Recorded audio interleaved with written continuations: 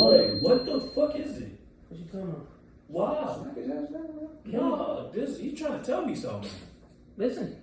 I don't know. Like, bro, no, but hush. Listen to this nigga. I know. Yeah. Listen to him. Like, he keep going to my leg, bro. Like, this leg.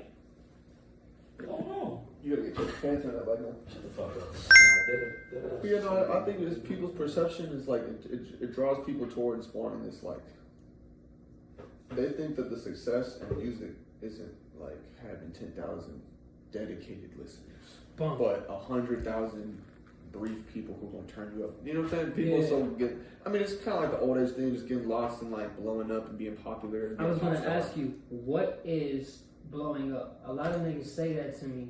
Like, I have people come up to me like, "Come on, bro, we supposed to bend and blow up, bro. We gotta." What the hell is blow up? Well, see, that's the thing. Usually nowadays when people say we're supposed to been blow up, they're talking about having a viral moment online that puts them on the map for people. Yeah. But what they don't understand is even if someone blew up to them, like me and him were talking about, like even Forbats the other day. Forbats isn't as big in any other state as he is in Texas. He blew up in Texas. Okay. On social media, if you blow up, the algorithm's gonna blow up to that group of people. Whoever's hitting on the same algorithm, that's who they blow up to. Because that's where we're getting our news from.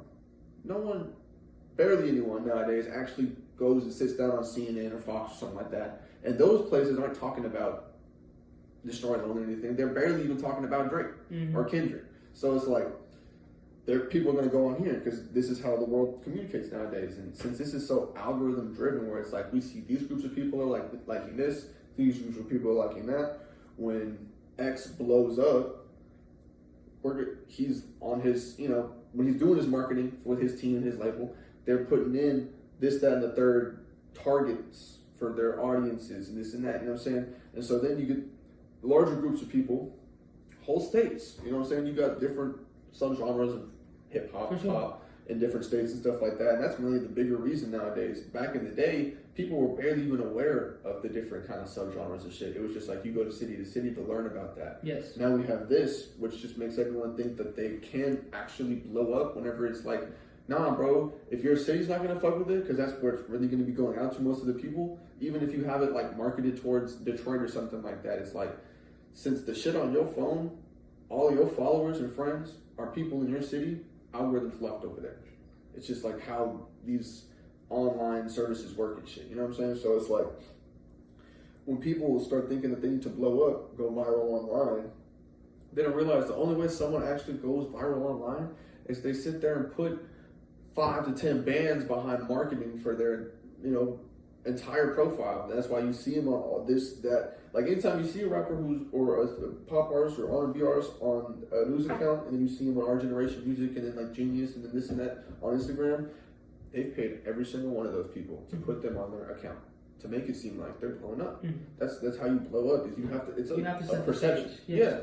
And so it's just like what people don't realize, since no one has a coach out here telling them how to do that. We don't have business teachers. I mean, most people don't. You know what I'm saying? I'm lucky enough to have a school like this that's taught me shit. But going into school, I didn't know nothing. Now that I've learned shit, you know what I'm saying? And so it's like, it's just very interesting to see that people think that, I mean, and they even hear the fact that people talk about there's no streams, there's no money in streams, there's barely any money even nowadays on like Instagram Reels and shit. Like people making more money on TikTok than on Spotify. So it's like, why are they trying to do the online shit and expect money out of that? Like the most that they might get is just fame. You know what I'm saying? Internet fame. People might, but even then, literally, bro, even the biggest artists in the world, even Kendrick Lamar and Drake and shit, that gone quick. You know what I'm saying? The internet moves too fast for any of that. So it's like, if you really want someone to keep coming back to your shit, fuck blowing up at all. You want 1,000 dedicated ass fans. If you put out an album for purchase, you want those 1,000 people to want to buy it. Fuck 100,000 people reposting your shit. 1,000 people buying the $10 album, 100 bands. So it's just like, it's real simple when you get it on that sort of level. But since we're in the age of streaming, let me put you on this real quick. Apple Music, Spotify Music, they're owned by labels. The labels, right, are the people who dictate what's blowing up. It's a big monopoly on the entire music. Trust me, I'm from you already know that. Right. And so TMZ. Yeah. And so everything. people, what we need to be able to do is like really get on our independent shit. Where like if once you get at least 500, 600 fans on SoundCloud or something like that, or maybe even 1,000 fans on SoundCloud, try and move your shit to the independent side of things, where fans have to purchase your music. They're gonna be upset. You might lose half your fan base. Now you got 500 people buying your $2 album. You can charge real cheap for your albums at first. You know what I'm saying? Kind of get your shit going. My idea would be 7. I charge 7. That's amazing. 7 songs, $2 song. Easy. That's perfect. You know what I'm saying? And that would be such an enticing thing because people buy online all day. They click and click and they don't give a fuck about online money. So they're going to do that. It's going to be weird because anytime you give someone a product for free, it's really hard to go back on that. Yes. Really hard. So now that everyone can listen to music whenever they want, wherever they want, however they want, it's really hard to be like, oh, like even Kanye with Donda 2, I don't know if you remember, like a year ago he had a release for it. 120,000 people bought the album first week.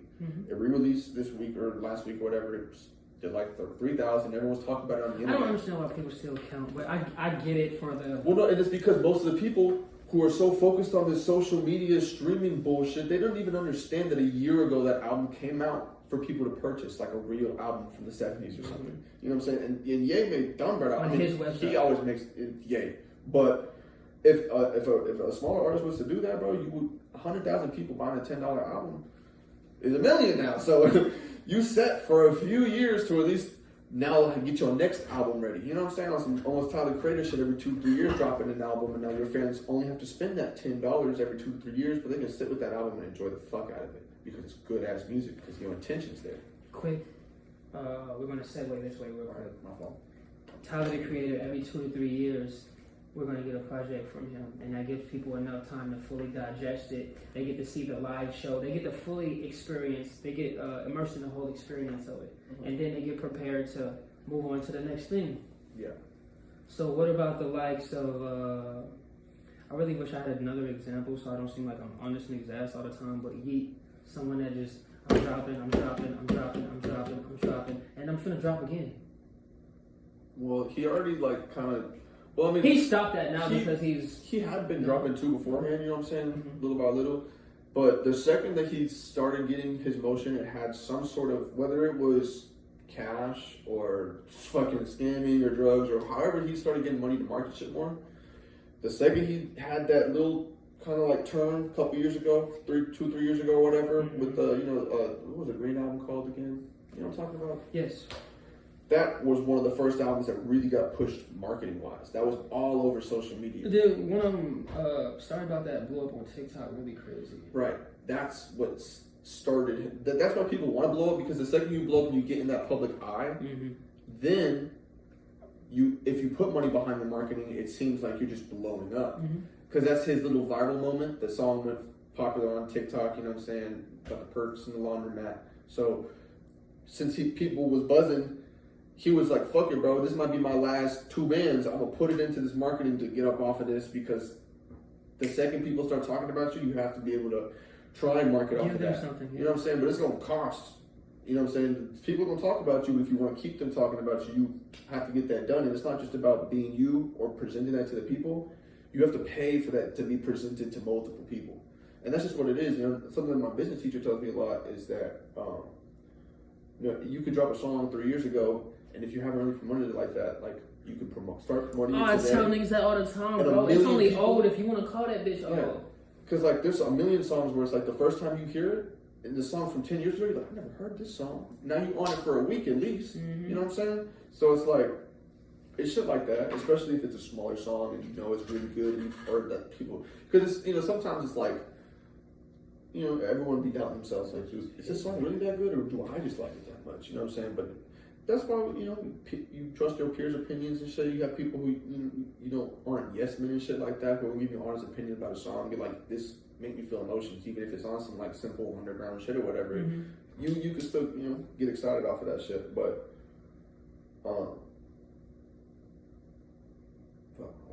No, you're good. That was beautiful. But there's just a lot to it, and it's really because of how much music and social media has become intertwined. Yeah. Because they weren't, and that's why you could tell back in the day that it was a separate thing.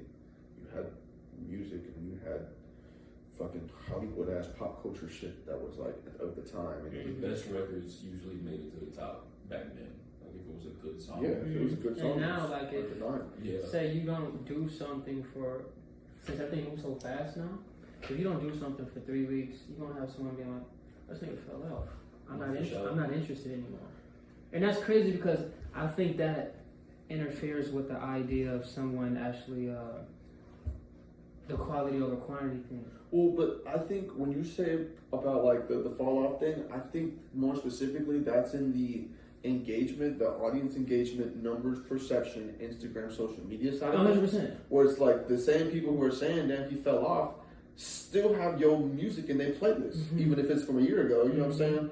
And they just waiting for you to come back. If anyone says you fall off, that means that they're waiting for you to come back because they've been peeping you and they think that you're gone and now they're waiting for you to come back. That's all a fall off is people watching your moves too closely to where they're like, oh, they're watching the clock, you know what I'm saying? They're like, let me see when he's next, you know what I'm saying? But that's the whole thing about social media is it creates this crazy like fucking rush of like everyone's like, you need to keep going every single day. It's like, yeah, if you're a content creator trying to blow up your Instagram account, you need to post every day. It's all chasing the dragons. Right, but if you're a music creator, you need to be focusing on something that's involving your music every day, whether it's artist connection, it could be something as simple as going to your job to make money so you can go to the studio. You know what I'm saying? But it's like, those are the types of things, it's like, that's the opposite of falling off. That's hard work that an artist does that a normal fan who talks online couldn't imagine doing, and that's why they're not an artist. That's why they don't even think about being an artist. Because they think it's too much bullshit or something like that. Whole time it's us chasing our fucking dreams because we want to. Anytime I meet someone who's just doing some mundane shit with their life, you can tell they're not happy. Like, you know what I'm saying? We're kind of lucky we get to chase our dreams and still do this and that if we need to, but it's like, anyone could do this, even having a regular job, you know what I'm saying? There's certain levels of like going to certain studios where it gets expensive, but nowadays, anyone can get a Focusrite. Most people already got a laptop. FL Studio, crack that shit. Fuck paying for it. You know what I'm saying? So it's like, I don't know, I'm yapping myself in circles at this point. No. I appreciate you for talking though, bro. Of course, bro. I love talking. Well, that's where there's a lot of artists who come in here and they just sit in silence. How do you get to know the artist at that point? And I'll push them out of their comfort zone. Exactly. Yes. Yes. That's my job as an engineer sometimes. Yes.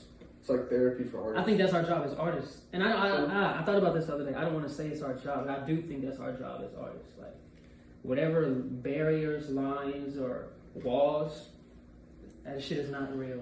Yeah, bro, and at least it shouldn't be real for us. It should be real for those. I mean, and this isn't mitigating anyone in their life and what they do, but for the normal people who aren't in music creation or like even art creation in general, because physical painters, movie creators, people like that, you could tell just about, you watch any interview with anyone who's doing the creative type of thing, they're out of their body in a sense. Yes. You know what I'm saying? It's not, Like how I said, well, yeah, exactly. Yeah. It's bigger than just like thinking about me type of deal. You know what I'm saying? Sure. It's like, I like making, well, I mean, to some people it's not thinking at all. It's like how I was saying, you know what I'm saying? Where it's like, that's even better. You know what I'm saying? So it's just like, let's do this. You know what I'm saying?